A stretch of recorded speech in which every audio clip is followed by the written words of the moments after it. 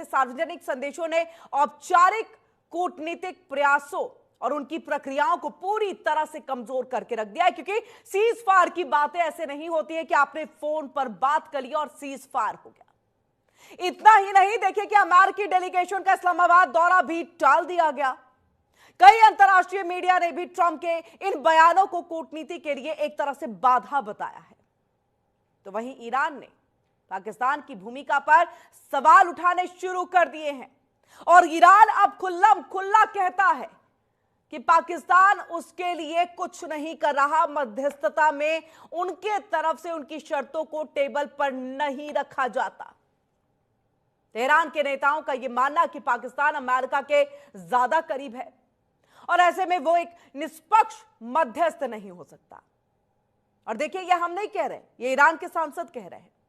उनका आप ट्वीट भी जो है वो देखिएगा, किस तरह से उन्होंने ये कहा कि इससे जो है पाकिस्तान की पीस ब्रोकर बनने की जो कोशिश है उसको बड़ा झटका लगा। नतीजा, सीजफायर की शुरुआती उम्मीदें जो है वो कमजोर पड़ी और सीधी बातचीत जो है वो ठप हो गई। अब आप देखिए, अब्बास अरागाची जाते हैं इस्लामाबाद, लेकिन अमेरिका की तरफ से कोई नहीं आता। जब जेडी वेंस जाने की बात करते हैं, ईरान मना कर देता है। तो ये सीधी बातचीत जो है वो बिल्कुल ठप पड़ गई और ये पाकिस्तान की मध्यस्थता में इस्लामाबाद में बातचीत हुई। अब पाकिस्तान की जमीन पर आगे बढ़नी थी ये बातचीत, जो कि ठहर गई है। अब ईरान के विदेश मंत्री अब्बास अरागाची रूस की तरफ रुख कर चुके हैं। आप समझिए, पहले दौर की बातचीत ओमान, उसके बाद आप पाकिस्तान पहुंचते हैं और अब रूस, यानी बातचीत का क्या नया रास्ता तलाशा जा रहा है और रूस की क्या अहम भूमिका होगी। और बीच में आपको याद होगा, रूस ने यह कहा था कि अगर चाहें तो मैं मध्यस्थता कराऊंगा। तो सवाल यह है कि क्या सोशल मीडिया की कूटनीति पारंपरिक डिप्लोमेसी पर भारी पड़ रही है। और वहीं देखिए कि ईरानी सांसद, जिनका हम जिक्र पहले ही कर चुके हैं, उन्होंने किस तरह से राष्ट्रीय सुरक्षा और विदेश नीति समिति के प्रवक्ता हैं इब्राहिम रेजेई, उन्होंने क्या कुछ कहा। पाकिस्तान दोस्त जरूर है। देखिए, ऐसा नहीं है कि पाकिस्तान को उन्होंने दुश्मन माना। उन्होंने कहा वो हमारा दोस्त जरूर है, लेकिन वो बातचीत में बीच का सही पक्ष नहीं बन सकता है। रेजेई ने यह भी कहा कि पाकिस्तान अक्सर डोनाल्ड ट्रंप और अमेरिका के हितों को ध्यान में रखता है और उनके खिलाफ कुछ नहीं कहता है और इसीलिए वो निष्पक्ष नहीं माना जा सकता। उन्होंने कहा कि एक सही मध्यस्थ वही होता है जो दोनों पक्षों के बीच एक निष्पक्ष बातचीत को ले जाए, वो निष्पक्ष रहे, ना कि हमेशा एक ही पक्ष की तरफ वो झुका रहे। और ये पूरी की पूरी जो कवायद है वो एक और असफल कूटनीतिक प्रयोग बन करके रह गई है। अब देखिए, हम चर्चा पे आए, अपने खास मेहमानों का रुख करें उससे पहले आप यहां देखिए, हमने वो तमाम जितने ट्वीट हैं, डोनाल्ड ट्रंप के ट्वीट हैं, वो सब हमने यहां पर लगा दिया है। आप इस बात से समझ सकते हैं, एक तरफ में वो कहते हैं कि हमने अपने जो रिप्रेजेंटेटिव हैं उनके ट्रिप को कैंसिल कर दिया है। वहीं दूसरी तरफ यहां देखिए कि Pakistan is a good friend, और ये है इब्राहिम रेजेई का ट्वीट, जिसमें उन्होंने ये कहा कि अच्छे दोस्त जरूर हैं लेकिन सुटेबल मध्यस्थ कराने वाले नहीं हैं। यानी ईरान को पाकिस्तान पर बिल्कुल भरोसा नहीं है। इसके अलावा और कई सारे ट्वीट हैं और ट्वीट का तो खेल आपने भी देखा होगा कि कैसे कैसे ट्वीट डोनाल्ड ट्रंप ने ट्रुथ सोशल पर किया और उसी के बाद से फिर ईरान भी खुल करके सामने आ गया। चलिए चर्चा की शुरुआत करते हैं। खास मेहमान हमारे साथ जुड़ चुके हैं, मेजर डॉक्टर मोहम्मद अली शाह, रक्षा विशेषज्ञ, डिफेंस एक्सपर्ट है, हमारे साथ जुड़ चुके हैं। काशिफ जहीर, पाकिस्तानी पत्रकार है। डॉक्टर डीके गुप्ता जी, विदेशी मामलों के जानकार और सेवानिवृत्त ग्रुप कैप्टन यूके देवनाथ जी, रक्षा विशेषज्ञ, डिफेंस एक्सपर्ट है। आप सभी का बहुत बहुत स्वागत है। सबसे पहले यूके देवनाथ सर, आप ही का रुख करते हुए, क्या यहां पर यह माना जाए कि एक सीज फायर की भूमिका जो होनी चाहिए बातचीत के जरिए, आप ऑन कॉल नहीं कर सकते, कुछ भी सीज फायर उस पर नहीं हो सकता और वो कितना सटीक होगा इस पे भी ना आप गारंटी दे सकते हैं, ना अमेरिका के प्रेसिडेंट दे सकते हैं, ना हम दे सकते हैं। अब ऐसे में आप सोशल मीडिया का इतना सहारा ले लेते हैं कि हर एक छोटी से बड़ी चीज आप सब डाल देते हैं। ये क्या नहीं एक तरह से पाकिस्तान जो सीज फायर की कोशिश कर रहा था, उसकी मध्यस्थता कराने की कोशिश कर रहा था, पीस मेकर बनने की वो कोशिश कर रहा था, उन सबको फेल कर दे हैं डोनाल्ड ट्रंप और उसके बाद ईरान? हाँ, देखिए, जहां तक डोनाल्ड ट्रंप का जो बयान है कि फोन पे ईरान हमसे बात कर ले, जाहिर बात है उन्होंने इस चीज को बहुत हल्के में कहा। किरण, ये समझना पड़ेगा कि इंटरनेशनल डिप्लोमेसी में बातचीत फोन पर नहीं होती है। खासतौर से जब मुद्दे बहुत कॉम्प्लिकेटेड होते हैं, जहां एक कॉमा, एक फुल स्टॉप, एक पॉज देने पर ही पूरे सेंटेंस का मीनिंग बदल जाता है, वहां पर बातचीत पर इंटरनेशनल डिप्लोमेसी नहीं होती है। इंटरनेशनल डिप्लोमेसी करने के दो ही तरीके होते हैं कि या तो आप एक जगह जैसे इस्लामाबाद पहुंच जाइए और बात कीजिए, या दूसरा तरीका होता है कि हर देशों के बीच में डिप्लोमेटिक बैग होता है हम्म। कि आप एक डॉक्यूमेंट बनाइए, उसको दूसरे पक्ष को भेजिए। डॉक्यूमेंट, आजकल तो ई डॉक्यूमेंट भी चला जाता है, और दूसरा पक्ष जो है उसका लिखित में जवाब देता है। आजकल डिप्लोमेटिक बैग में ई डॉक्यूमेंट भी आ जाते हैं, जवाब आपके पास आ जाएगा। तो होता क्या है कि मैंने क्या कहा, उसने क्या जवाब दिया, उसने क्या जवाब दिया, मैंने क्या सुना, ये सब डॉक्यूमेंटेड होता है ताकि कंफ्यूजन ना हो। हम्म। पाकिस्तान का रोल जाहिर बात है, ऐसा है कि जब ओमान और मस्कट में राउंड वन राउंड टू की बात हुई तो काफी प्रोग्रेस हुई अमेरिका और ईरान के बीच में। बाद में जेनेवा में टॉक्स चल रही थी, काफी प्रोग्रेस हुई, लेकिन बीच में युद्ध चालू हो गया। हम्म। अब जब बातचीत करने के लिए एक वेन्यू ढूंढा जा रहा था, तो एशिया के किसी भी देश ने इंटरेस्ट नहीं दिखाया। प्रैक्टिकल डिफिकल्टी ये आ गई। यूरोप के किसी भी देश ने इंटरेस्ट नहीं दिखाया कि हमारे यहाँ आके बातचीत कर लो। प्रैक्टिकल डिफिकल्टी है। यूरोप में तुर्की ने कहा कि ठीक है, आप चाहे इस्तांबुल में आ जाओ या अंकारा में आ जाओ, बात कर लीजिए। लेकिन तुर्की के बारे में इजराइल को काफी शक था कि क्या तुर्की एक सही वेन्यू होगा। इजराइल में ऐसे भी अर्दोगान की वैल्यू, प्रेस्टीज बहुत कम है। हम्म। तो अंकारा में बातचीत आउट हो गया। मिस्र के राष्ट्रपति अल सीसी ने कम से कम दो बयान दिए थे आज से 2 महीने पहले, आज से 1 महीने पहले, की बातचीत आप कायरो में आके, काहिरा में आके कर लीजिए। लेकिन बाद में ऐसा डेवलपमेंट हुआ कि उनकी जो अपनी डोमेस्टिक इंटेलिजेंस है, उन्होंने अलसीसी को रिपोर्ट दी कि अगर इजरायली डेलीगेशन आएगा और अमेरिकन डेलीगेशन आएगा तो आम जो आदमी हैं, वो ना अमेरिकन, आम जो मिस्र के लोग हैं, समाज के गरीब लोग हैं, लोअर तबके के लोग हैं, वो ना इजरायली डेलीगेशन को वेलकम करेंगे, ना वो अमेरिकन को पसंद करते हैं। यानी इंटेलिजेंस का मतलब, रिपोर्ट जब ऐसे आती है गृह मंत्रालय से, उसका मतलब है कोई हो सकता है उनके ऊपर, उनके कॉन्वॉय के ऊपर एक पत्थर फेंक दे। तो आस्ते आस्ते देश बाहर हो गए। रशिया जो है आधे मन से सामने आया था, लेकिन वो यूक्रेन के युद्ध में बुरी तरह से फंसा हुआ है। चीन जो है, शी जिनपिंग ने कहा था कि वो मध्यस्थता करने के लिए, ऑनलाइन मध्यस्थता करने के लिए तैयार है। हम्म। तो जबकि रिक्वायरमेंट थी कि भाई वहीं पर बैठ के आमने सामने जरा हाथ मिलाने के लिए बातचीत हो। ओमान, सऊदी, कतार बातचीत कराते रहे हैं पिछले 10 साल 20 साल में, लेकिन ये खुद ही ईरानी हमले के जद्दोजहद कर गए थे। तो एक एक करके सब आउट हो गया। तो अमेरिका को लगा पाकिस्तान एक अच्छा वेन्यू है। ईरान ने भी आधे दिल से पाकिस्तान को मान लिया, क्योंकि ईरान के आसपास जितने मुस्लिम देश हैं सब पर ईरान ने हमला कर दिया था, तो टेंशन था। पाकिस्तान एकमात्र ऐसा देश था जो अभी तक न्यूट्रल था और ईरान ने हमला नहीं किया था। जी। तो पाकिस्तान जो है, कहते हैं ना कि जब कोई ऑप्शन नहीं अवेलेबल है किरण, तो some option is better than no option. मध्यस्थता कराने की बात लेकिन अब तो वो भी हो भ्रम रही है। टूट गया है जी। सर। अब तो वो भी भ्रम टूट गया है। वो तो कह रहे हैं कि पाकिस्तान है ही नहीं निष्पक्ष तौर पर जो है मध्यस्थता कराने के लिए। हम काशिफ जी के पास जाएंगे। काशिफ सर इस चीज को बताइएगा, क्योंकि जो बात यूके देवनाथ सर कह रहे हैं कि चलो कोई ऑप्शन नहीं था, चलो पाकिस्तान ऑप्शन था, वैसे भी अमेरिका तो चाहता ही था कि पाकिस्तान एक ऑप्शन बने, क्योंकि वो आपके ही कहने पर, जो अमेरिका के कहने पर है, वो पाकिस्तान के शहबाज शरीफ करेंगे और आसिम मुनीर करेंगे, तो उनके लिए इससे बेहतर और कोई जगह नहीं थी।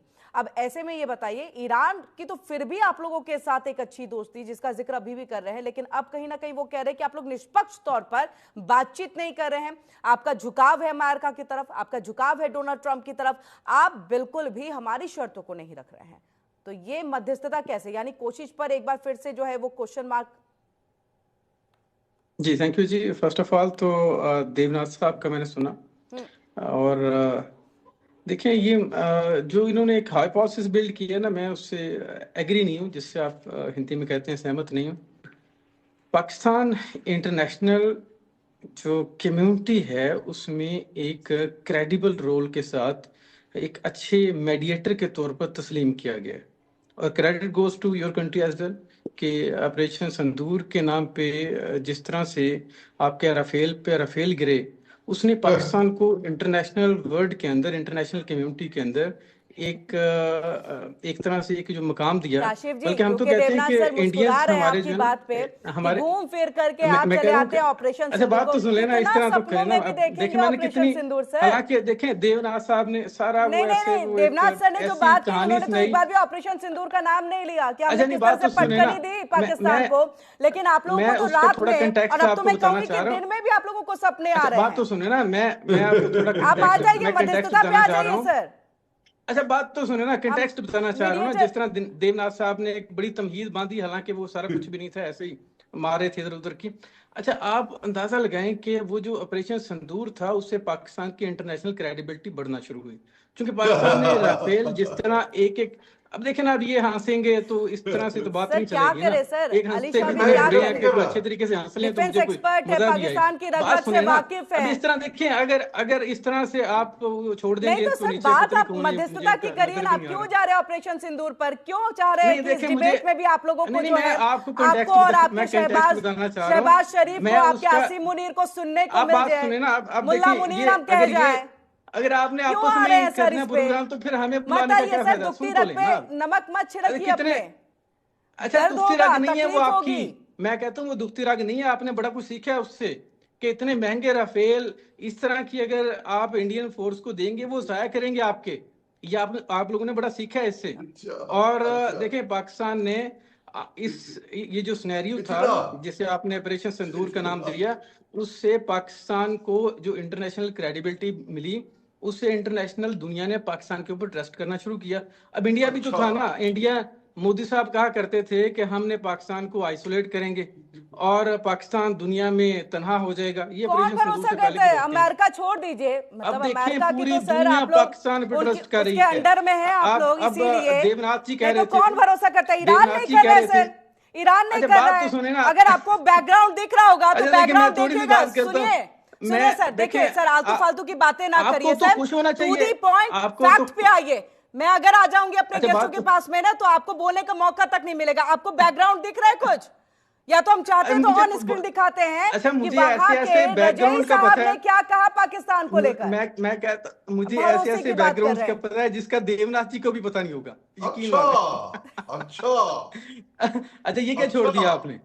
ये क्या बीच में कमर्शियल आ गई है, क्या है ये? बहुत बुरा हंसते हैं कि थोड़ा अच्छा हंसा करें। यकीन माने बिल्कुल मजे का नहीं है।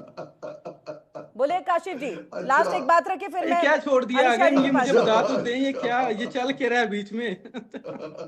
अलीशा जी मुझे लग रहा है कहने के लिए कुछ है नहीं, इसलिए चले जाते हैं ऑपरेशन सिंदूर पर। सपने देख रहे हैं सर, रुक जाइए काशिफ सर, रुक जाइए कहने के लिए कुछ है नहीं आपके पास, मध्यस्थता करा नहीं पा रहे हैं। उससे भी सबसे बड़ी बात है ईरान जो भरोसा भी कर रहा था, अब तो वो भी कह रहा है कि ये निष्पक्ष हमसे करा ही नहीं सक रहे हैं बातचीत, ये बार बार अमेरिका के पीछे जा रहे हैं, अमेरिका की तरफ चाट रहे हैं। ठीक है सर, काशिफ सर रुकिए काशिफ। अच्छा बात तो सुने ना, मैं आपको सर आप बेमतलब की बातें कर रहे हो सर। अच्छा मैं बताता हूँ ना, आप कंक्लूड करता हूँ आपको। ये जो डायलॉग होता है, मुज़ाकरा तो होता है, ये वन मीटिंग नहीं होती, ये ये कोई बच्चों का खेल नहीं होता। इसमें Absolutely. आपके कंट्रीज को अच्छा। सुना जाता है। पाकिस्तान ने सीज फायर इतना? कराया, इस बात को माने, इतना? और पाकिस्तान ने इस खित्ते के लिए और इस इलाके के लिए और साउथ एशिया बल्कि दुनिया के ऊपर इतना?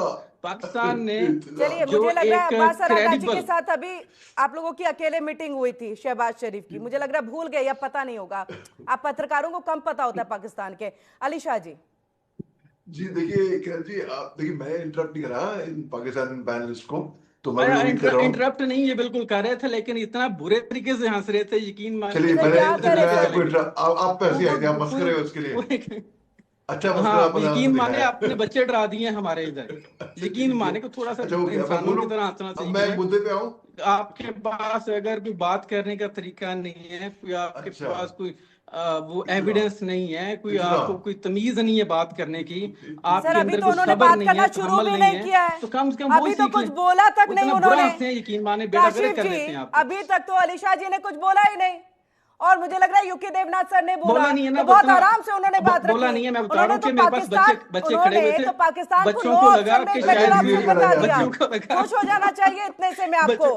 ठीक है काशिफ बच्चों को जी, लगा शायद अब कोई जब हॉरर बोलेंगे अली मूवी शाह तो मुझे चला लग रहा है दी आप चुप हो जाएंगे। ठीक मोहम्मद है, अली ठीक शाह। है, ओके। ठीक है सर, ठीक अच्छा। है सर।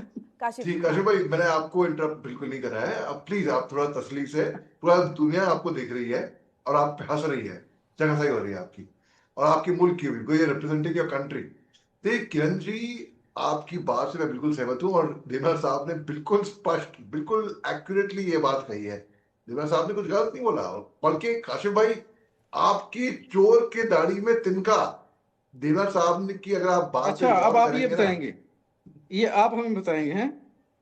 आपकी दाढ़ी ऐसी बनी नहीं है, आपने सुनाई नहीं आज, तिनका नजर आ रहा है उसके अंदर। सुनिए, अच्छा, तो देखिए, जो इजिप्ट की जो फॉरेन मिनिस्टर है ना, बद्र एल्बेटी, उनकी उनकी उनकी गुफ्तगू हुई फोन पे, basically US middle east envoy हैं स्टीव विटकॉफ, उनसे, और regarding the US Iran negotiations के बारे में कैसे मदद हुई अल्टीमेटली, क्योंकि पाकिस्तान में एक दो तीन कितने बार भी आप ट्राई कर लें, पाकिस्तान में फेल होनी है टॉक्स, क्योंकि इनके फेल्ड मार्शल आसिम मुनीर यार कम से साहब। कम अली शाह बात अरे सुनने को अरे सोचें, काशिफ कोई भाई, इंसानों वाला सोचें काशिफ कि भाई, वो पाकिस्तान काशिफ भाई, डायलॉग के ऊपर जा शर्म रहा है कर दुनिया लीजिए। की बेहतरी के लिए। डायलॉग आपने नहीं सोच होता, ही गलत डायलॉग रखी होता है, हुई है। डायलॉग होता है, डायलॉग होता है, हाँ, डायलॉग तो नहीं, डायलॉग डायलॉग, डायलॉग नहीं, डायलॉग। अच्छा सुनिए, अच्छा देखिए ना, आप ये मराठी वाला काम शुरू कर देते हैं ना, आप सुनिए, देखिए। सुनिए, सुन, बात सुन लीजिए यार दोस्त, बात सुन लीजिए यार, मस्करापन मत करिए यहाँ मैं जो पर। थोड़ा सा ये सीरियस मुस्कुत चैनल है, सोचिए ना, ये इंसानों सीरियस की तरह चैनल है, सोचिए। हंसाइए मत प्लीज। हंस हंस के सिर्फ पीटर हो रहा है मेरे आपकी आपके एनालिसिस पे। अच्छा, दूसरी बात है कि ईरान की जो फॉरेन मिनिस्टर है अब्बास अरागची, वो गए हैं रूस, और वहां पर प्रेसिडेंट पुतिन को बोलते हैं कि भाई कि अमेरिका ने अनरीजनेबल डिमांड्स पे डिमांड डाली थी, तो ये मदद हो नहीं पाई। और काशिफ भाई की तोड़ चोर की दाढ़ी में तिनका तो है ही है, वो सबको मालूम है। काशिफ भाई, अगर मैं पूछूं किसी से भी ना, बच्चे बच्चे से, ये कानपुर क्यों मशहूर है, वो बोल देंगे चमड़े के लिए। नागपुर क्यों मशहूर है, बोल देंगे संतरे के लिए।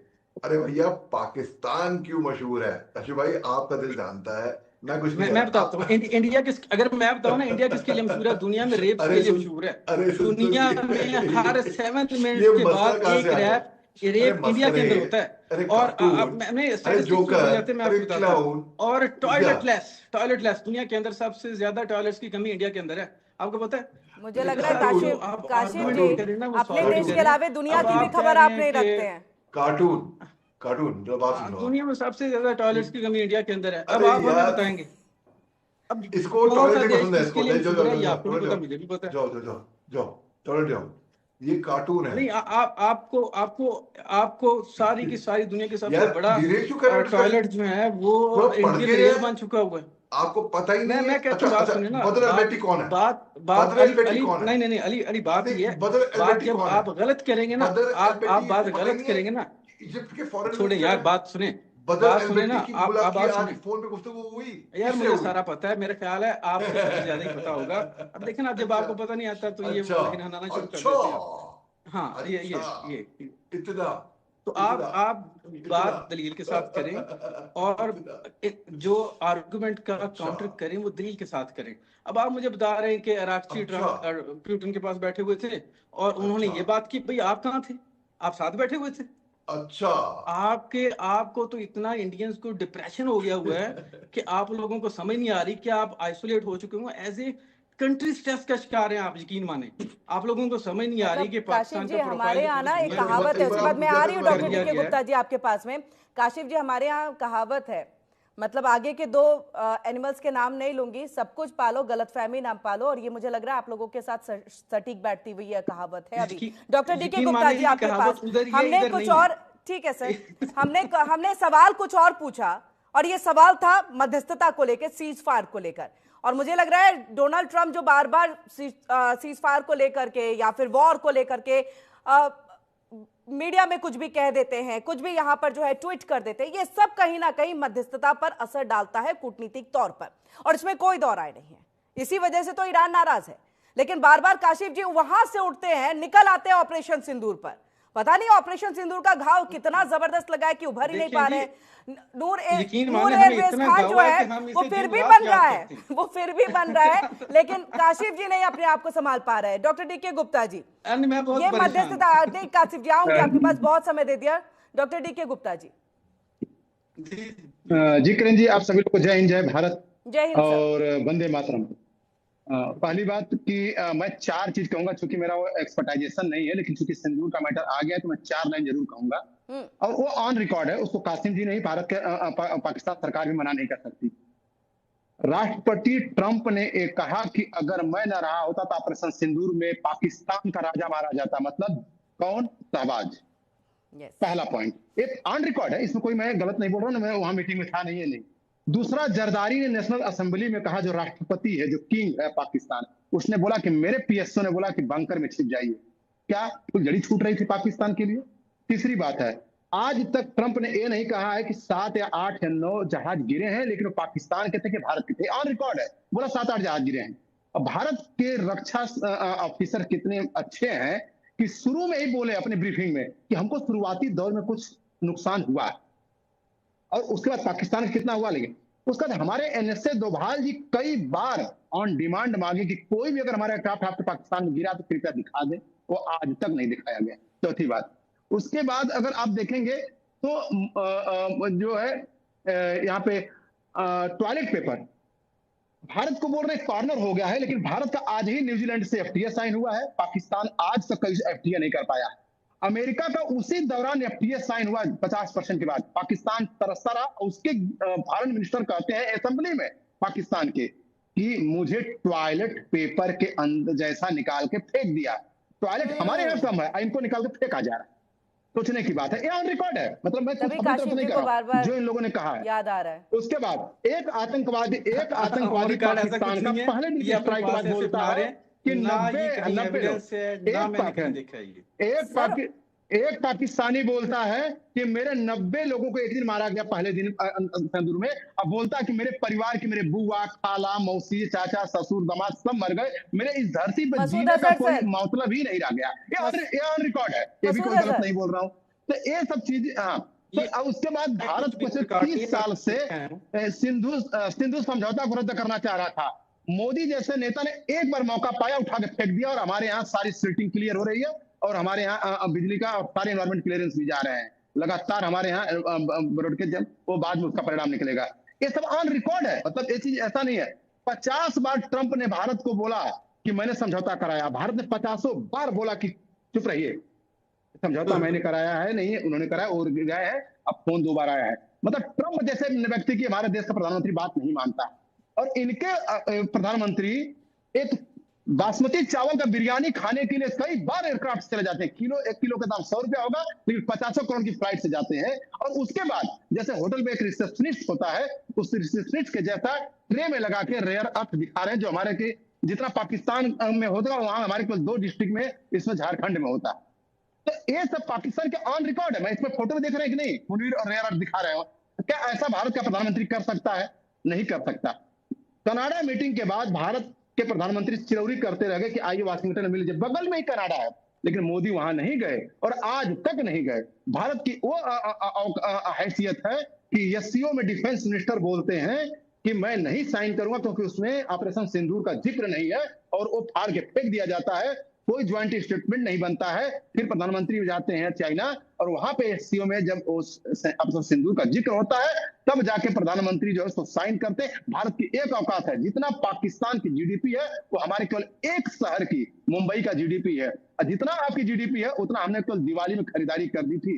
आप अभी समझिए, बोलने वाला जब बोलते हैं ना, हाथी चलता है तो बहुत कुछ लोग बोलते रहते हैं, मैं नहीं बोलूंगा कौन बोलता है आगे पीछे, बहुत कुछ बोलते रहते हैं। तो भारत की तुलना मत करिए, भारत से चाइना, भारत से अमेरिका तक एक बार पंगा लेने से डरता है। नहीं तो चौथी बार टैरिफ में भारत ने पाकिस्तान अमेरिका को हराया, चौथी बार। पहले 1998, उसके बाद 89 के अंदर, उसके बाद 2019 में, और इस बार 50% लगाने के बाद उसके बाद सबसे कम हमारा टैरिफ कर दिया। यही आपकी औकात है।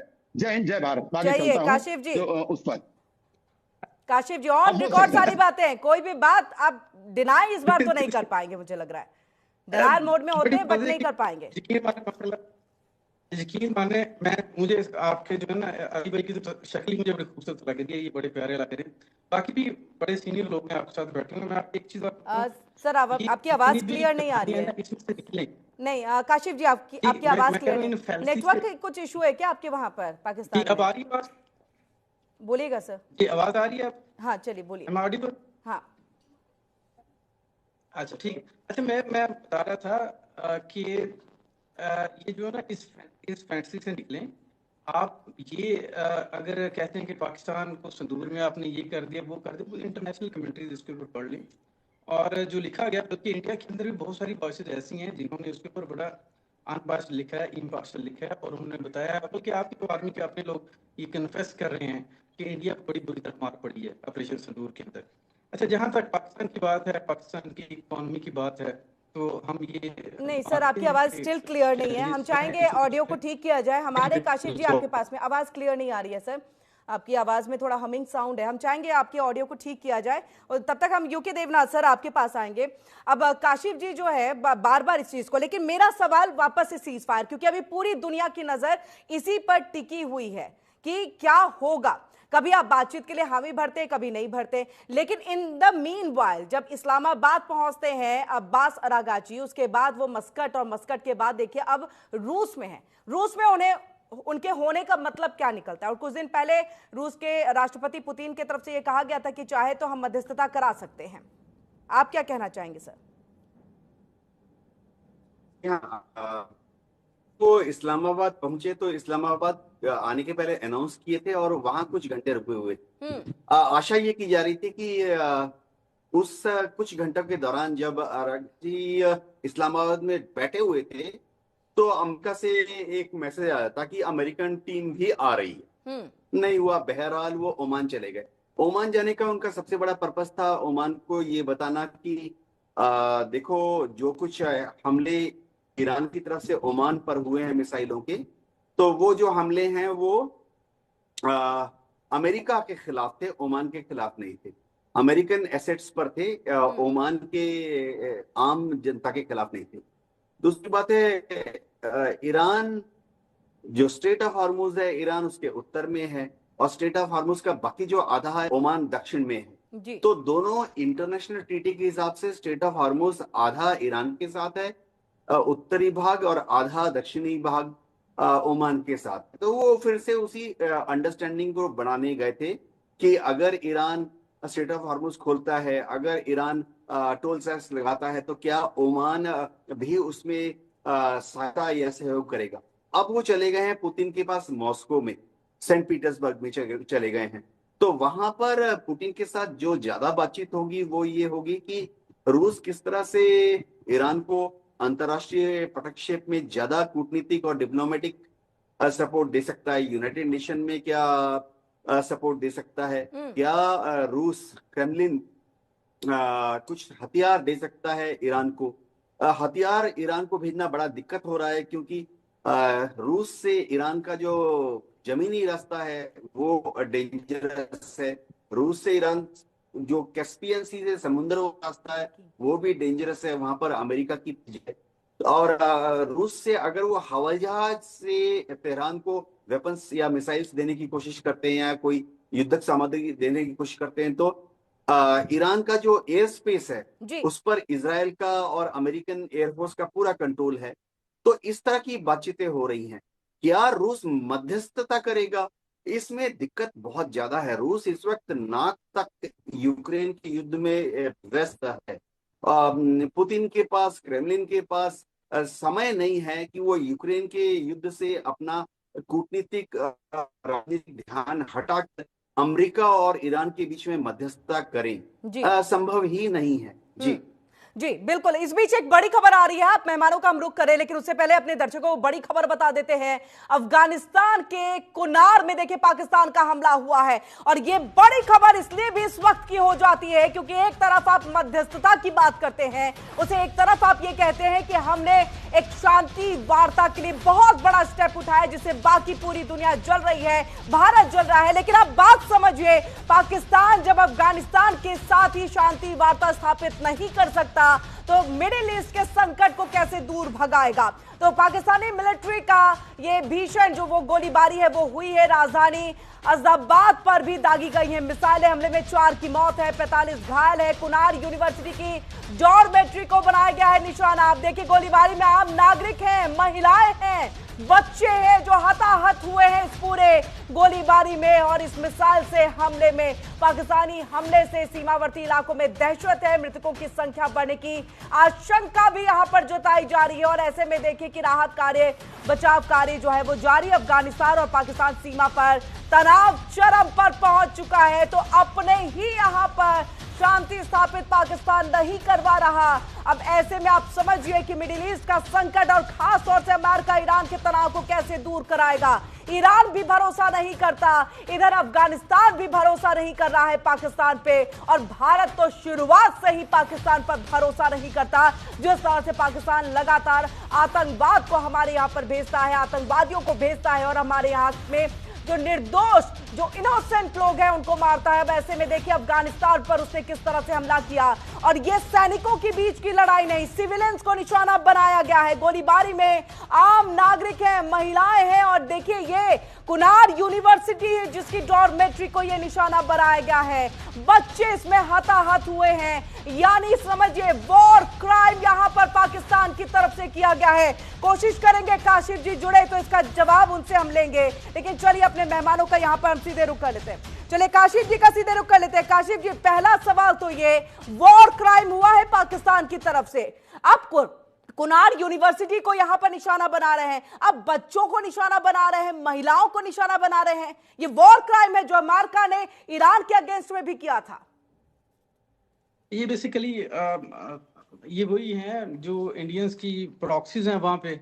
इंडियंस ने इनको वेपन दिया, पाकिस्तान के ऊपर ये लोग अटैक करते रहे हैं, और अब ये जो इंडियन एसेट्स हैं बेसिकली, इंडियन एसेट्स हैं बेसिकली ये सारे। आवाज आ रही है आपको? हाँ, वेपन किसने दिया सर? इंडियन पैसा है इनके पास सारा, इंडियंस सपोर्ट कर रहे हैं। तालिबान यहाँ पे आके दिल्ली में, मुंबई में मिलते हैं, अजीत दोवल से मुलाकात होती है उनकी, अजीत दोवल से मुलाकात होती है उनकी, और आपके और दूसरे लोगों से मिलते हैं। अच्छा, उसका होता ही है कि अल्टीमेटली इन लोगों को आप ट्रेन करके भेजते हैं, भाई जाके आप लोग ये करें। यार ये क्या मस्करापन है, यहाँ तो बात सुनो। बोलिए काशिफ जी, बोलिए। इसमें ये है कि आप लोग ये मस्करापन छोड़े तो कुछ हो ना, इस मस्करापन में बात तो नहीं हो सकती। अच्छा, तो कुनार यूनिवर्सिटी जहां प्रॉक्सी, सर एक सवाल, कुनार यूनिवर्सिटी जहां पर प्रॉक्सी और आपके हिसाब से है, आपके हिसाब से है, ठीक है काशिफ जी, सवाल ठीक है। अली शाह जी, सवाल तो छोड़ें, ये जानवर तो थोड़ा आपने तो क्या उन लोगों ने हमला किया था? म्यूट करेंगे तो बात होगी ना। नहीं काशिफ जी, क्या उन लोगों ने हमला किया था? क्या उन लोगों ने हमला किया था? ये तो पाकिस्तानी मिलिट्री की तरफ से हमला हुआ है, ये तो पाकिस्तानी मिलिट्री की तरफ से हमला हुआ है। अफगानिस्तान तो अभी हाल फिलहाल में कोई हमला नहीं किया, अफगानिस्तान ने कोई हमला नहीं किया, फिर ये क्यों हुआ? देखिए मैं बात करूंगा, आप ये जानवर फिर छोड़ देंगे, इस जानवर को म्यूट करें ताकि मैं बात करूं। सर शब्दों का ख्याल रखें, आर्गुमेंट कर सकें। अगर आपने ये शब्दों का ख्याल रखें, छोड़ना है मेरे आर्गुमेंट के अंदर, मेरा आप जरफ चेक करें कि मैंने तीनों आपके लोगों की बात कितने आराम से तहम्मुल करती है, और मैं जब बात करता हूँ आप ये जानवर ऊपर ले आते हैं, तो it's not the way to have a better argument. Sir मैं चाहूंगी शब्दों का एक तो ख्याल रखें, और देखिए सर डिबेट में बैठे हैं तो ये बहस होगी, अगर आप गलत कहेंगे बहस तो होगी, गलत बहस कहेंगे होगी, तो लेकिन चलिए आप मस्करापन अपनी नहीं बात होगा। रखिए सर, समय नहीं नहीं, बहस होगी, मस्करापन नहीं होगा। बहस करें, आर्गुमेंट सर, आप दें, बात दलील ऐसी से कर रहे बात हैं तो करें, उसमें लेकिन मस्कराई तो है। अगर आप इस मस्करे को, इस जानवर को, सर शब्दों गधे का को मेरे ख्याल ऊपर रखें साहब, छोड़ेंगे, ये अभी बर्दाश्त इसकी नहीं देखिए, किया जाएगा। एक काशिफ तो जी, इसकी शक्ल गधों जैसी है, मैं अच्छा चाहूंगी ऊपर से ये मोहम्मद क्या अली करता है, शाह, ये हींकना शुरू कर देता है। इसको कहीं यार मोहम्मद इंसानों अली की शाह तरह जवाब बात करे। दीजिए, शब्दों का ख्याल रखिए काशिफ सर, नेशनल चैनल पे बैठे हैं, अलाउड नहीं है। नेशनल चैनल पे नेशनल अली शाह चैनल जी, की तरह डिबेट करवाएं। अगर देखिए आपने ये किरण जी, अरे इंसानों चुप के रहिए साथ साहब, डिबेट चुप करवानी रहिए, हो तो मत फिर तो रहे। ठीक है। अरे चुप कर, अब चुप ये रहो। अब इसको अगर मेरे सीरियस साथ आप चैनल डिबेट है, करवाने के लिए हंसाओ बिठाएंगे मत यार, तो ये तो हंसाओ बेचारा मत, यतीम आदमी है। हंसाओ मत। इसको तो अब इसका मसला ये है कि इसको कुछ अरे सुनता हंसाओ नहीं है। मत यार। अब आपके आप इंडिया मोहम्मद के अली अंदर शाह हैं, मसला इन मुसलमानों के साथ, आप बेचारों के साथ। आप अब मोहम्मद इसने अली अली शाह शाह हैं, तो लिखा हुआ है, पता नहीं अली शाह है भी खलीज है कि नहीं, सालवी, आप ये मोहम्मद पीछे अली से शाह ये हैं। देवदास निकलेगा। अब मसला इसके साथ ये है कि अगर आप इसको मेरे साथ अरे यार चुप ये रहो, आप ये मोहम्मद अली ये शाह नहीं हो। मस्करापन नहीं करेगा तो ये इंडिया किरण में जी रह ने नहीं मेरे से सकेगा। पूछा है। इसको वहां पे छितर पड़ेंगे, इसको मारेंगे लोग वहां पे। अब ये अच्छा, अपने आप को जस्टिफाई अच्छा, कर रहा है, अपने आप को as a pro Indian, as a patriot show करने के ओह, लिए ये गधों की ओह, तरह हिनहाता भी है, दूसरों की ओह, तजलील भी करता है। ओह, ओह। आर्गुमेंट इसके पास है नहीं काशिफ है। जी, अब मैं ये लास्ट चाहता है वार्निंग दे कि रही इस हूं, तरह से ये कोई आर्गुमेंट मैं जनरेट अपने कर लेगा। डिफेंस अब एक्सपर्ट जो ये ऑलरेडी मिलिट्री में रह चुके हैं, नेवी में रह चुके हैं, हमारे यहाँ जितने भी जवान हैं, मैं बर्दाश्त नहीं करूंगी सर। अगर ये काशिफ जी, मैं अली शाह, बिल्कुल ये शब्द अगर नहीं ये बर्दाश्त लेवल है, करूंगी। आपके अगेंस्ट अगर में ये किसी ने लेवल भी है ऐसे तो शब्दों मेरा का ख्याल है प्रयोग कि नहीं मुझे किया, बहुत ही और हम चाहेंगे, मेजर मुझे अली शाह बहुत ही नहीं कुछ अफसोस कह है। रहे हैं, ये उनकी इंसानियत है, लेकिन मैं बर्दाश्त नहीं करूंगी। हमारे यहाँ पर हमारे जवान जो है वो सिर आंखों पर है, और काशिफ जी जो है गलत बात कहते हैं, इसीलिए वो यहां से भाग गए हैं, बात का जवाब नहीं दे पा रहे हैं, और ऐसे शब्दों का इस्तेमाल करते हैं जो कि बिल्कुल भी कहे कि काबिले तारीफ नहीं है, मतलब नहीं सहा जा सकता, इस तरह के शब्दों का इस्तेमाल कर रहे हैं। चलिए डीके गुप्ता जी आगे, काशिफ सर। चलिए काशिफ जी डर के चले गए हैं क्योंकि कई ऐसे सवाल हैं जिसका जवाब वो नहीं दे सकते। अफगानिस्तान में युद्ध नहीं रुकवा पा रहे। डॉक्टर डीके गुप्ता जी, हम चाहेंगे, अफगानिस्तान में आप बार बार हमले कर रहे हैं और आप इसको बता रहे हैं कि इंडिया प्रायोजित है, यानी आपको सिर्फ एक नैरेटिव सेट कर देना इंडिया के अगेंस्ट में। नहीं, पाकिस्तान के अंदर एक नैरेटिव सेट है कि बलूचिस्तान और अफगानिस्तान में जो भी है वो इंडियन की प्रॉक्सीज है, इंडिया उसको सपोर्ट कर रहा है। देखिए स्ट्रेटेजिकली जो है, अगर अफगानिस्तान की तरफ से पाकिस्तान में अटैक होते हैं तो भारत के लिए अच्छा है, उसमें कोई डाउट नहीं, वहां पे एंगेज रहेगा और भारत को कहीं न कहीं उस नाके पर सहूलियत रहेगी। ऐसे बलूचिस्तान वहां पे अटैक करता है अगर पाकिस्तान में, तो ऐसे इंदिरा गांधी 1989 में सॉरी 84 से जो पहले वो ये करती थी, और वो बहुत अच्छी डिप्लोमेसी थी कि पाकिस्तान इंगेज रहता था उस समय। जो अभी ब्रिटेन में रहते हैं, जो पाकिस्तान के MQM के जो नेता थे, तो एक अच्छी स्ट्रेटेजी है, या अगर भारत की तरफ से तो नहीं है ये, लेकिन जिस तरह से वहां पे पाकिस्तान बॉर्डर पे जो तालिबान की तरफ से है, PTT जो है, और जो बलूचिस्तान है, जिस तरह से इन लोगों ने सोशल कॉन्ट्रैक्ट खत्म कर दिया है। पॉलिटिकल साइंस है बहुत ही अच्छा वर्ड है, जब तक राजा और प्रजा के बीच में सोशल कॉन्ट्रैक्ट नहीं होगा। मैं जब अपने गांव जाता हूं, बनारस साइड जाता हूं, तो मैं देखता हूं कि लोग अपने साइकिलों पे रख रख के चावल दाल वगैरह लेके आ रहे हैं, जो गरीब तबके के लोग हैं, और वो एक सोशल कॉन्ट्रैक्ट है जो सरकार की तरफ से लोगों को, जो गरीब निहायत गरीब है, उनको मतलब उनको एक विश्वास दिलाया जा रहा है कि आप खाने बिना नहीं मर सकते, चाहे कोई भी सरकार हो। जैसे मनरेगा लाए मनमोहन सिंह, तो उन्होंने बताया कि 100 दिन का आपको हम देंगे, 100 दिन तो आपको पेट खाने के लिए हम देंगे, तो एक सोशल कॉन्ट्रैक्ट का बहुत नमूना होता है। ऐसे इंदिरा गांधी ने अनाज खिलाया था, काम के बदले अनाज। तो ये चीज पाकिस्तान में नहीं है, और अफगानिस्तान में भी नहीं है, टू बी फ्रैंक। पाकिस्तान में आप 20-25 साल का अगर देखेंगे तो वहां पे, तो ये चीज जो है कहीं कहीं। और रही बात अभी जो सक्सेस हुआ है, मैं कह रहा हूँ पाकिस्तान, इस पे भारत की मीडिया को भी और भारत की सरकार को ध्यान देना होगा कि पाकिस्तान एक भारत को पिक्चराइज करने में, बहुत सारे देश के फोरम पे ऐसा करने में कि भारत जो है उनको सपोर्ट कर रहा है, उसमें कुछ देशों को सक्सेस भी रहा है।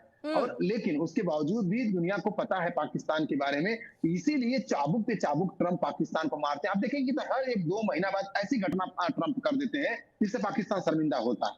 जैसे FTA कर दिया उन्होंने, उसके बाद 50% भारत का हटाने के बाद टैरिफ उसने पाकिस्तान के ऊपर ज्यादा कर दिया, भारत के ऊपर कम कर दिया। तो कुछ ऐसे चीजें वो कर देते हैं जिससे उनको शर्मिंदा भी होना पड़ता है। जिससे शाहबाज को बोला कि मैंने रहता तो मारा जाता, तो वो पाकिस्तान को उसकी औकात दिखाते रहते हैं। लेकिन क्या होता है ना, एक बड़ा आदमी जब स्टालवर्ट होता है तो अपने कंधे के बगल में एक आदमी को दबा के चलता रहता है। और जब होता है उसको अपने साथ उसका सहारा लेता है, और जब कोई बात है तो 2 थप्पड़ उसको मारता भी है साइड से। तो यही हालत पाकिस्तान की भी है। तो इसमें कोई डाउट नहीं है कि पाकिस्तान जो है इस समय दोनों तीनों तरफ से घिरा हुआ है, ईरान से, अफगानिस्तान से और एक प्रकार से भारत से भी। भारत की डिप्लोमेसी बहुत अच्छी चल रही है, और जो आर्थिक लेवल पे और जो 2047 के पास पहुंचने के लिए दुनिया भर के एफटीए हो रहे हैं, मैं तो उस चीजों को देख रहा हूँ जो भारत जो सब्सटेंशियल रूप से बढ़ रहा है, छोटी छोटी बातों में विवाद में नहीं फंसता है। अगर किसी ने पाकिस्तान, ट्रंप ने अगर भारत को कुछ कह दिया फालतू वर्ड अगर रिएक्ट करने के लिए, भारत रिएक्ट नहीं करता, चाइना रिएक्ट नहीं करता है। तो इस तरह से भारत एक सुस्पात को चुन लिया है जो आगे जाएगा। लेकिन वही पाकिस्तान जो है कहीं की मस्कागिरी में लगा हुआ है इधर उधर, और उसका वही हाल होगा जो 1956 से लेकर अभी तक होता रहा है। तो यहाँ पे ये चीज है कि उसी के एवज में जो अफगानिस्तान पे उसका जो अटैक हो रहा है, वो अफगानिस्तान अटैक का 3 थ्योरी और है। एक तो जो वहां का मुनीर है, मुनीर का वैल्यू वहां के कमांडर्स में, जो मैं इंटेलिजेंस के मतलब और न्यूज़पेपर जो वर्ल्ड वाइड है पढ़ रहा हूँ, कि मुनीर को एक थ्रेट लग रहा है। अब कमांडर्स उसके खिलाफ जो है जा रहे हैं, क्योंकि वो बलूचिस्तान को भी नहीं संभाल पा रहा है और टीटीपी से भी अटैक हुए हैं। इतना अटैक करने के बाद भी जो ऑपरेशन हुआ था पाकिस्तान का, बहुत सालों बाद ऐसा ऑपरेशन हुआ, फिर भी वो सब रुके नहीं। अब तालिबानी जो है अटैक करते रहे, तो इससे उनकी इमेज गिरी हुई है। और उसके बाद जो अभी जो पाकिस्तान ने इतना उनके जाने के बाद भी भारत के साथ जो उसके ताल्लुकात अच्छे हुए हैं, जैसे एफटीए हुआ है, टैरिफ हटाया गया है, उसके बाद भारत ने दुनिया का सबसे महंगा अब तक का जो रॉकेट लॉन्च किया है अमेरिका के साथ मिलकर, तो उससे अंदर अंदर जो है पाकिस्तान में कि मुनीर इतना करने के बाद भी तो कुछ कर नहीं पा रहा। तो इसका भी एक है कि हटाने के लिए वो बार बार अफगानिस्तान पर अटैक कर दे रहा है। उसको पता है कि पाकिस्तान पर एयर कैपेबिलिटी नहीं है, डिफेंस सिस्टम उतना स्ट्रांग नहीं है, तो एक इजी टारगेट है। वही बलूचिस्तान पकड़ के देखो, 280 लोगों को एक ही दिन मार दिया था उसने। क्यों? क्योंकि उसको सपोर्ट जो है कहीं कहीं जो बलूचियों को और कुर्द को कहीं और से भी मिलता है, लेकिन जरा सा वहां पे उनके पास जरा सा नजदीकियां भी है, टेरेन भी ऐसा है जो वहां पे कर पाते हैं। जी जी, group captain UK Devnath sir, क्योंकि देखिए पाकिस्तान भले ही जो भी नैरेटिव सेट कर रहा है, कर चुका है, उस पे उस पूरा फोकस वो रखता है, वो एक अलग चीजें हो गई, लेकिन डूरंड लाइन क्या हमने बनाया था जिस पर आज जो लड़ाई है इनकी अफगानिस्तान और पाकिस्तान की, वो क्या भारत की तरफ से दी गई थी? मैं तो कह रही हूं काशिफ सर अगर होते और इस रियलिटी को सुनते तो उनका भी यहां पर मंतव्य जो है वो चेंज हो जाता। डूरंड लाइन नहीं, पसमंदा मुसलमान जो है वो नाराज दिखाई दे रहे हैं, तो इन सब का इफेक्ट है उनके जो, अगर मैं ये कहूं कि ये हमले जो हो रहे हैं या अफगानिस्तान के साथ अगर हमले हो रहे हैं, और अगर मैं शुरुआती इसमें जाऊं तो उसमें पाकिस्तान की तरफ से ही सबसे पहले हमला किया गया था, जिसके बाद अफगानिस्तान की तरफ से जो है हमले हुए थे। बातचीत का दौर भी चला लेकिन सब कुछ विफल। जी हाँ, पाकिस्तान की दिक्कत यह है कि जब वो अफगानिस्तान के साथ डील करते हैं, तालिबान के साथ वो 2021 से ही चिढ़े हुए हैं, या जब पाकिस्तान की एस्टेब्लिशमेंट टीडीपी के साथ कोई बातचीत करना चाहती है तो ताकत के बल पर, हथियारों के बल पर बातचीत करना चाहते हैं। टीडीपी ने कई बार कोशिश की पाकिस्तान के हुक्मरानों के साथ एक पॉलिटिकल डायलॉग किया जाए और एक बीच का रास्ता निकाला जाए, लेकिन पाकिस्तान के हुक्मरान, एस्टेब्लिशमेंट, आर्मी का बोलबाला है, आईएसआई का बोलबाला है, आसिम मुनीर हमेशा वहां पृष्ठभूमि में रहते हैं।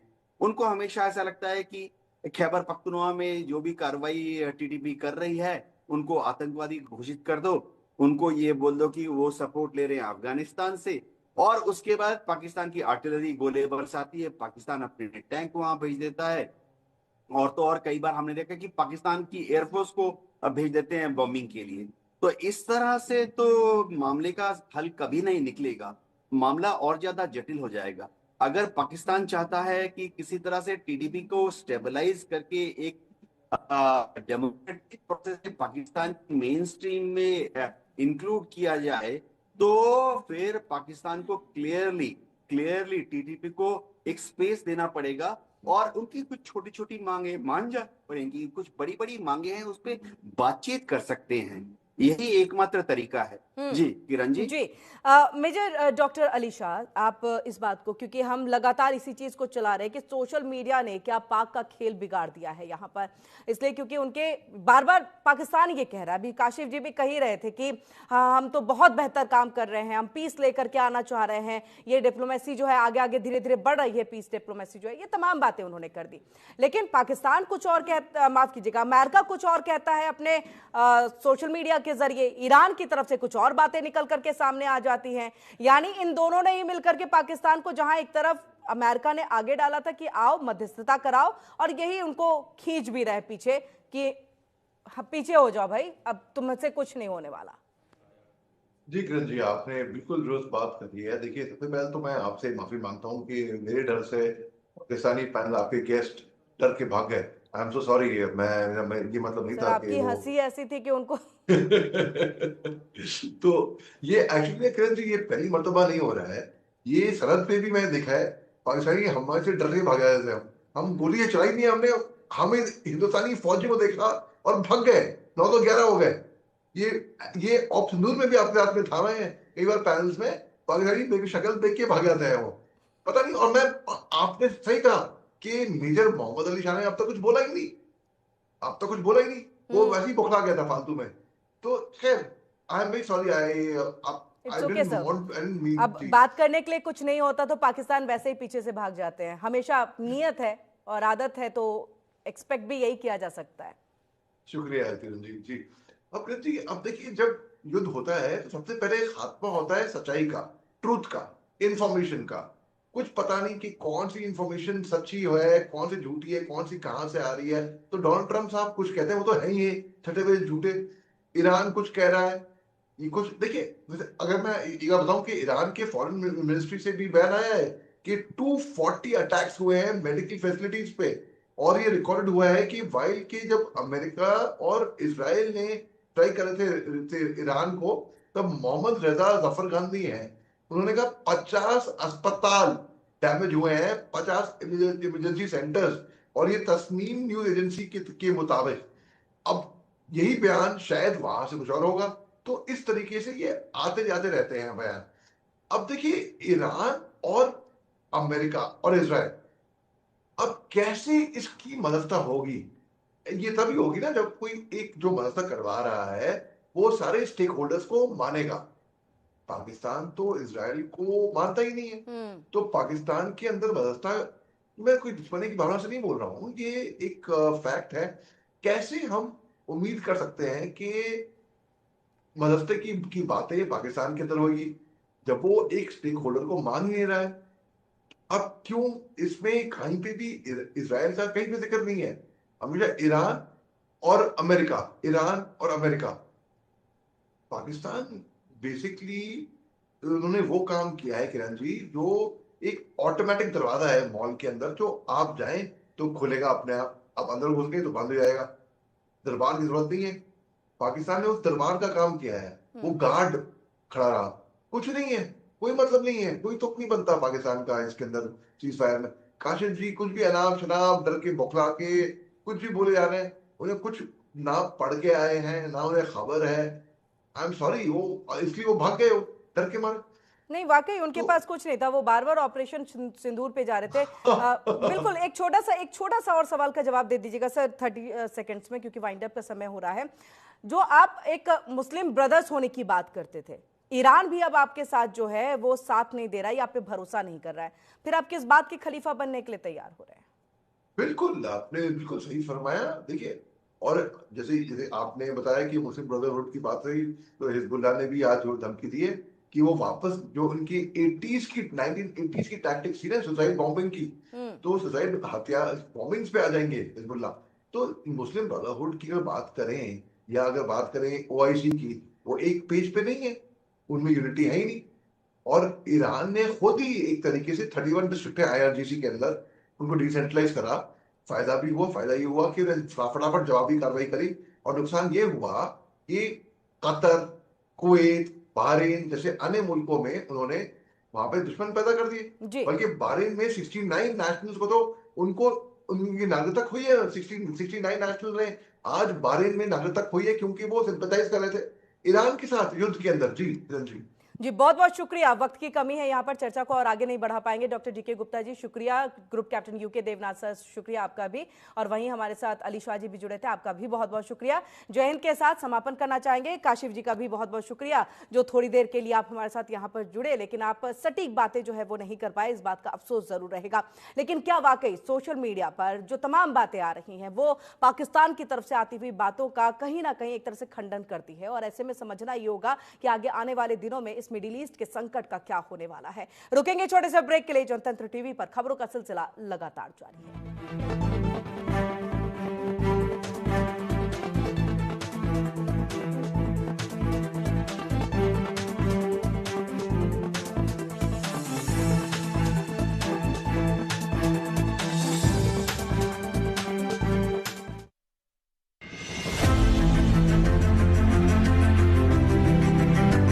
नए भारत का नया उत्तर प्रदेश पूरे देश में कनेक्टिविटी के क्षेत्र में रोल मॉडल बन गया है।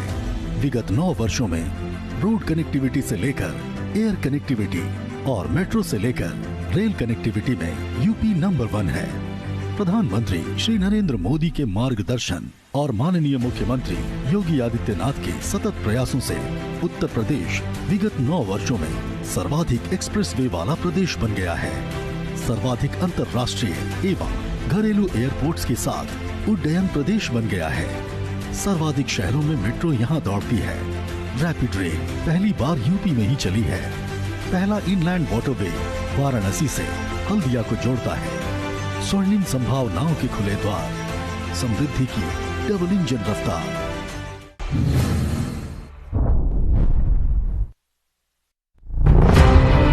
वक्त हो या बेवक्त, चुनावी एजेंडा आपके साथ खड़े हैं हर वक्त। जनता के लिए वादों की बौछार। आज किसान परेशान हैं दिल्ली में। खबर चौक की हो या चौबारों की, केजीएमयू से हटे शहर की हो या बाजारों की, दिखाएंगे वही जिससे जुड़े होंगे आपके सरोकार, बनेंगे आपकी आवाज। वजह से ये बन पाया है, तो उन्होंने उनको रोकने के लिए, क्योंकि जनतंत्र है हम, जनता की आवाज। समय का पहिया जब तेज चलता है, खबरों का प्रवाह पल पल बदलता है। दुनिया का भूगोल जब तब बदलता है, पैसे का जोर सब पर चलता है। कोई गिरता कोई संभलता है, सत्ता में शहमात का खेल चलता है। भारत में तानाशाही नहीं, लोकतंत्र चलता है। दुनिया साइबर के वोटिंग से पहले खबरों में सिर्फ जनतंत्र चलता है। खबरों में सिर्फ जनतंत्र चलता है। जनतंत्र है जनता की आवाज। यशस्वी प्रधानमंत्री श्री नरेंद्र मोदी जी के मार्गदर्शन एवं माननीय मुख्यमंत्री योगी आदित्यनाथ जी के सतत प्रयासों का सुखद परिणाम है विगत 9 वर्षों में उत्तर प्रदेश का नवनिर्माण। आज प्रदेश में सशक्त मातृशक्ति, समृद्ध अन्नदाता, सपनों को साकार कर रहे युवा निखरते प्रदेश का प्रतीक बन गए हैं। उद्योग एवं अवसंरचना का अभूतपूर्व विस्तार हुआ है। गरीबों एवं वंचितों को आधुनिक उपचार से लेकर आवास प्रदान किए जा रहे हैं। प्रधानमंत्री आवास के लिए मैंने फॉर्म भरा तो उसमें मेरा नाम आ गया लॉटरी में। मैं उनका बहुत बहुत धन्यवाद करती हूँ। प्रदेश के सांस्कृतिक और आध्यात्मिक पुनर्